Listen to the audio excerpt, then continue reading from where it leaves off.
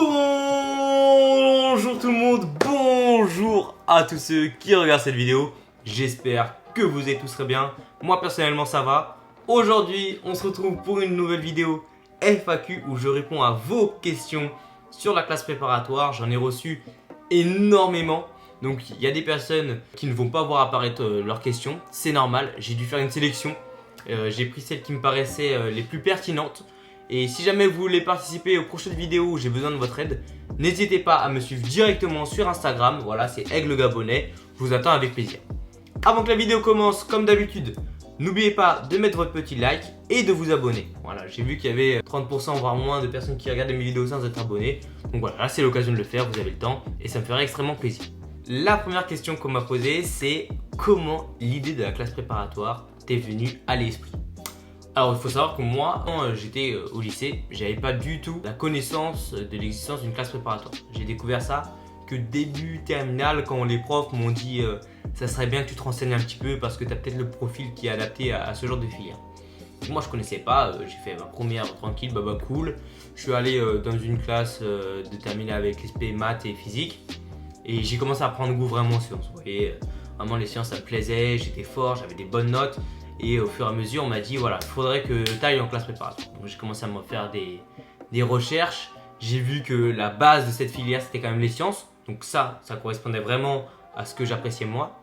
Et surtout, le deuxième truc qui m'a plu, c'est qu'on m'a dit c'est fait que pour les gens qui sont forts. Parce que je mets des guillemets, parce que c'est pas vrai. Mais c'est ce qu'on m'a dit. Et moi, j'ai un petit ego. Je me suis dit attends, comment ça? C'est-à-dire qu'il n'y a que les gens forts qui réussissent.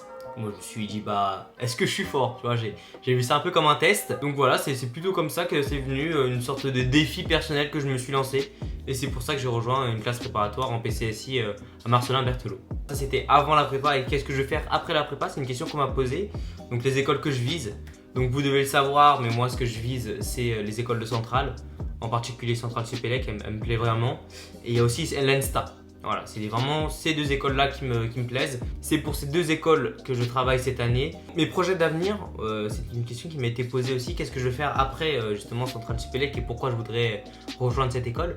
C'est parce que à Centrale Supélec, déjà, c'est une promo qui est assez grande. Et moi, j'aime beaucoup être entouré de personnes, de voir de nouvelles têtes. Voilà, c'est quelque chose qui me plaît. Moi, je suis quelqu'un d'assez sociable et de très très humain. Et la deuxième chose, c'est que Centrale, par rapport aux autres écoles où c'est quand même vachement axé sur les sciences, il y a une petite partie d'économie. Et moi, c'est quelque chose qui m'a toujours un petit peu intéressé. De créer un business, créer des choses. Voilà, c'est plutôt vraiment ce pourquoi j'aimerais vraiment intégrer Centrale Supélec. Parce que voilà, j'ai vraiment des envies de devenir entrepreneur, de créer des choses. Voilà, moi mon objectif c'est pas du tout d'être chercheur, c'est vraiment d'être plutôt entrepreneur, quelque chose dans ce style-là. On revient à ma prépa et c'est une question qui m'a paru super intéressante, qui me demandait quelle est ma source de motivation en prépa. Il faut savoir que je suis pas un fan de la motivation, c'est-à-dire que la motivation ça fluctue. C'est qu'un jour vous en allez avoir une motivation qui va être gigantesque, vous allez faire des choses de zinzin parce que vous êtes hyper motivé. Et il y a des jours où vous n'allez pas être motivé du tout. C'est pour ça que moi la motivation, je mets ça un petit peu à côté. Je mettrais plus en avant la discipline. Voilà, moi c'est vraiment la discipline qui fait en sorte que je tiens le coup. Parce que si c'était la motivation, mois de décembre l'année dernière, j'arrêtais la prépa. Hein, vraiment. Donc quand même pour répondre à la question, qu'est-ce qui me motive? Et ben en fait, c'est un défi personnel que je me suis lancé. Voilà, je vous ai dit tout à l'heure pourquoi j'ai rejoint la classe préparatoire. C'est parce que c'était pour me tester. Et moi, ce qui me motive, c'est de me prouver à moi-même que j'en suis capable. De prouver que si je travaille et que si je fais des sacrifices, si je me donne à fond, je suis capable de faire des belles choses. Voilà, c'est surtout quelque chose de très personnel. J'ai toujours voulu avoir quelque chose, un défi dans ma vie qui me prouve, voilà, t'en es capable. Et c'est ça. Pour moi, la classe préparatoire, c'est mon défi, c'est le moment où je peux prouver à moi et à tout le monde que voilà, je suis capable de faire des choses assez intéressantes. Une autre question qui m'a été posée dans la même idée, c'est comment tu fais pour ne pas douter de tes capacités ou même pour ne pas te comparer aux autres et se sentir nul par rapport à eux? Alors je vais répondre à la deuxième question, c'est que quand je me compare à quelqu'un, c'est pas pour évaluer là où je suis nul ou je suis mauvais. Quand je me compare à quelqu'un, donc en l'occurrence au meilleur de la classe, je me dis pas « Oh, je suis nul par rapport à lui ». Non, parce qu'eux sont forts. Et par rapport à eux, ben, je suis juste moins fort, vous voyez ce que je veux dire? Et j'essaye de tirer du fait qu'ils soient meilleurs que moi une sorte de motivation, une sorte d'objectif à devenir meilleur qu'eux. Voilà, moi quand je suis moins bon que quelqu'un, je me dis pas oh non je suis moins bon, j'arrête. Non, justement, moi ça me fait vibrer, ça me fait plaisir. Je me dis ok, bah alors si j'arrive pas à être meilleur que lui, je vais travailler et quand je serai meilleur que lui, je serai content. Et ça c'est vraiment quelque chose à comprendre. C'est que l'année dernière, j'étais pas abattu par les notes que j'avais. Je me disais mais non, c'est bien, c'est compliqué, les choses ne deviennent pas naturellement, mais voilà, je vais travailler et quand ça va venir, je vais être content. Et voilà, c'est exactement comme ça que je vois les choses. C'est-à-dire que je ne me compare pas aux autres pour me rabaisser, mais justement pour voir une source de motivation. Voilà, et comment je fais pour pas douter de mes capacités? Ça, malheureusement, je pense que c'est ancré en moi. C'est que je sais que j'en suis capable, j'en suis convaincu, en fait, j'en suis convaincu.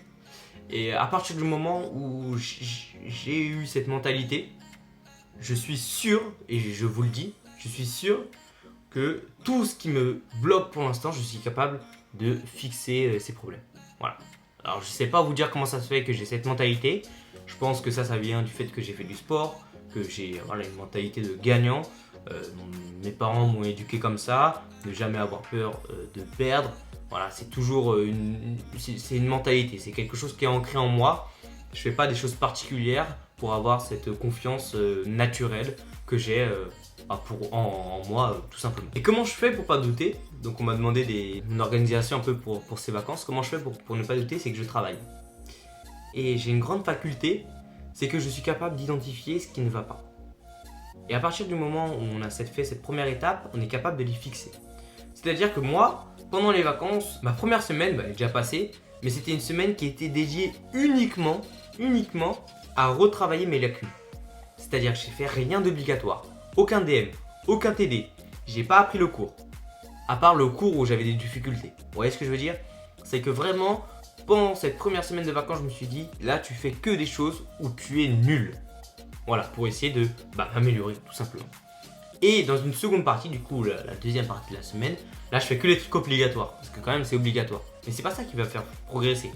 Ce qui va me faire progresser, c'est améliorer là où j'ai des défauts. Alors après je dis pas que le nouveau cours c'est pas important, mais je dis que si on veut réussir à arriver au concours en ayant des bases solides, il faut que nos défauts soient corrigés. Et ça on peut le faire malheureusement que pendant les vacances. Et voilà, dans la deuxième semaine, je fais les DM, les DS, les TD, voilà, je fais tous les trucs un peu obligatoires. En plus c'est pas mal parce que c'est assez conséquent, mais quand je fais ces trucs, je deviens un peu meilleur. Ensuite, une question qui suit un peu l'organisation, c'est combien de temps je travaille par soir environ?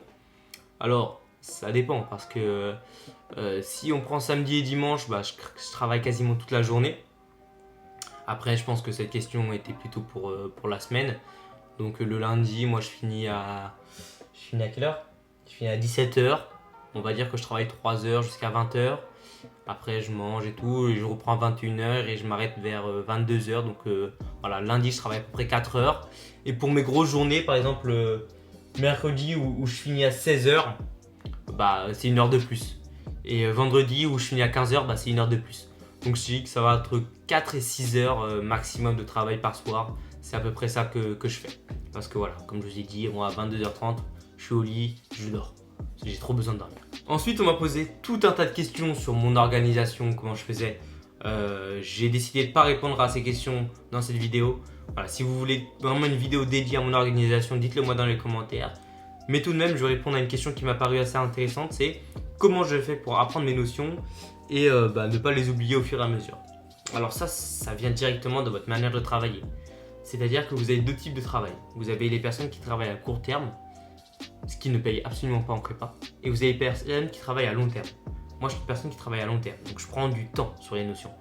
Je fiche. Les gens, quand je dis que je fais des fiches en prépa, ils font waouh, comment tu fais? Et chaque soir, je me pose 1 à 2 heures. Je fais mes fiches. J'apprends mon cours, mais pas mon cours juste parce que j'ai DS samedi. Non, j'apprends mon cours parce que j'ai les concours en mai. Voilà. C'est ça qu'il ne faut pas oublier, c'est que c'est en mai les concours. Et si vous êtes en première année, vous n'apprenez pas les notions pour passer en deuxième année.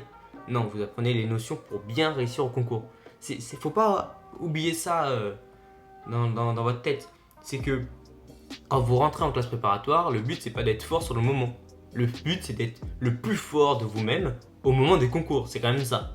Donc quand on apprend et quand on révise, c'est pas pour le lendemain, c'est pour les concours. Faut pas oublier ça. Moi c'est comme ça que je travaille, donc je me fais des petits interros de cours comme ça par moment, je me pose des questions. Des fois je suis un peu malade mental, des fois, mais typiquement tout à l'heure je mangeais, je me disais oh punaise c'est quoi déjà la formule de Taylor avec reste intégral, boum je suis allé checker, vous voyez, parce que j'avais oublié. Donc après ça c'est comme vous faites comme vous voulez, mais voilà, ça je pense que c'est quelque chose d'assez important. Ensuite une question, c'est moi comment ça s'est passé ma première année. C'est vrai que je vous ai fait tout un tas de vidéos où je vous présente mon quotidien, mais j'ai jamais fait un bilan de ma première année. Je dirais que ma première année ça a été plutôt sympa, c'est-à-dire que j'ai vraiment une progression progressive, j'ai envie de dire. Donc ça c'était plutôt pas mal. Et aussi au niveau de ce que j'avais pensé de la classe préparatoire, où je voyais des gens qui étaient mauvais, des profs qui étaient durs, c'est pas du tout ce que j'ai vécu. J'étais plutôt dans un bon environnement, donc ça je pense que c'est aussi dû à mon lycée, à Marcelin Berthelot. Donc j'ai vraiment apprécié ma première année. J'avais un peu de stress, j'étais pas mal stressé.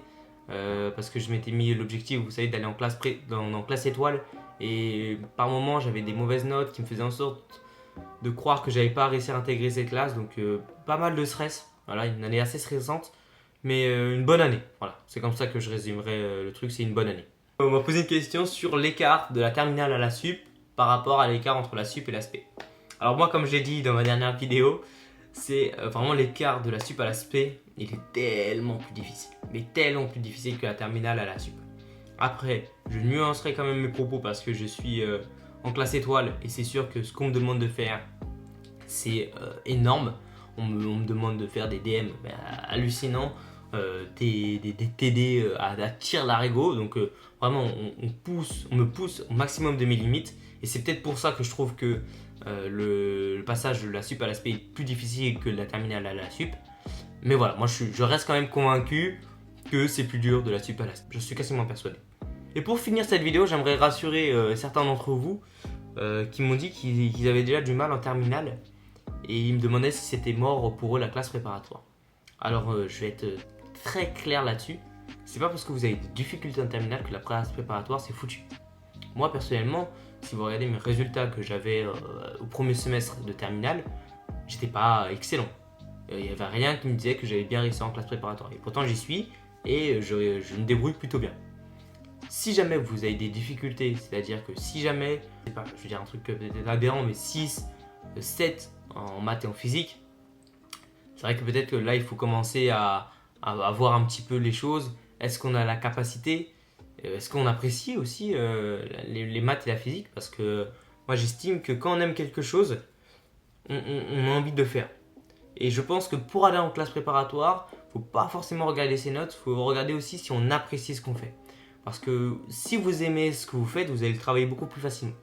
Donc même si vous avez des difficultés mais que vous appréciez de le faire, c'est pas grave, il faut se lancer. Et la classe préparatoire, elle est plutôt sympa, c'est que plus vous travaillez et plus vous avez des bonnes notes, de manière générale. Bon, après les bonnes notes c'est 6, 7, mais voilà, ça reste quand même des bonnes notes. Bon, j'espère que cette vidéo vous a plu. J'hésiterai pas à faire un épisode numéro 2 si ça vous plaît. En tout cas, je vous fais plein de bisous et bonnes vacances tout le monde. Ciao ciao.